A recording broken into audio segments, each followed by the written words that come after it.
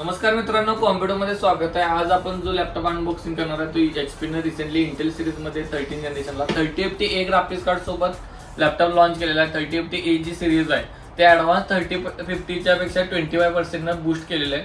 ज्या ग्राफिक्स कार्डचं परफॉर्मन्स तुम्हाला अंदाजे 4050च्या पद्धतीनं मिळणार आहे. त्यामुळे तुम्हाला याच्यात जर समजा तुम्ही रेग्युलर प्रोग्रामिंग मेंबर असाल, एआय रिलेटेड वर्किंग करणार असाल आणि विथ ग्राफिक्स कार्ड लॅपटॉप पाहिजे असेल तर हा लॅपटॉप तुमच्यासाठी बेस्ट ऑपॉर्च्युनिटी आहे. हा अंडर 60 to 70 म्हणजे आता प्राइसिंग चालू आहे जी 65,000 पर्यंत प्राइस चालू आहे. तर त्या बजेटमध्ये तुम्हाला हा लॅपटॉप विथ ग्राफिक्स कार्ड सोबत भेटतो. त्यामुळे जे ऑल डिटेल्स आपण चेक करून घेऊया, त्याचे फीचर्स काय आणि याचा लुक कशा पद्धतीने आहे. तर आता मग अनबॉक्सिंग करायला घेऊया.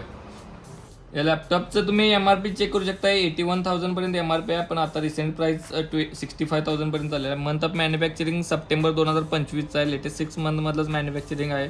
त्यानंतर तुम्हाला इथं लॅपटॉपच्या राईट साईडला याचं मॉडेल नंबर, सिरियल नंबर बघायला भेटेल. हा सिरियल नंबर तुमच्या वॉरंटीसाठी इम्पॉर्टंट असतोय. हाच तुमच्या लॅपटॉपवरती पण सिरियल नंबर तुम्हाला बघायला भेटेल.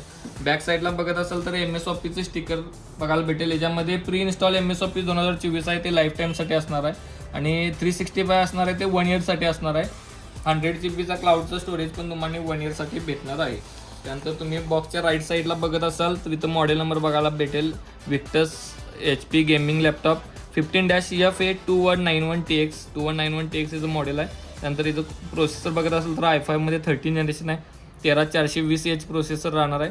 512 GB SSD, 16 GB ची रॅम राहणार आहे DDR4 मध्ये. त्यानंतर विंडोज 11 लायसन 15.6 इंची फुल HD डिस्प्ले 300 नीट सोबत आहे.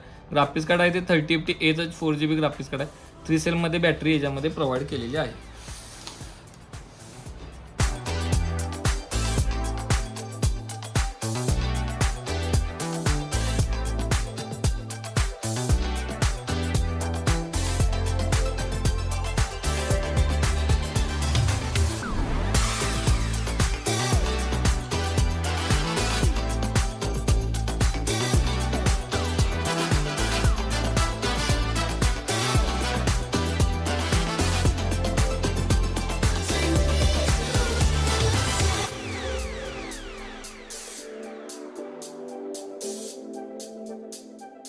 यासोबतचा अडॅप्टर प्रोव्हाइड केलेला आहे.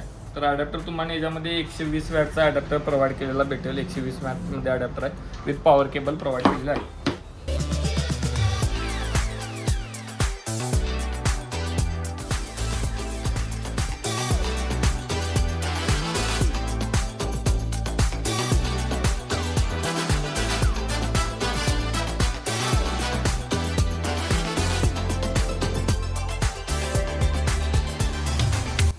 या लॅपटॉपच्या आता आपण सर्व डिटेल चेक करूया. याच्यामध्ये जो प्रोसेसर यूज केलेला आहे तो i5 13 जनरेशन 13420H हा प्रोसेसर यूज केलेला आहे. बेस स्पीड 2.10 आहे.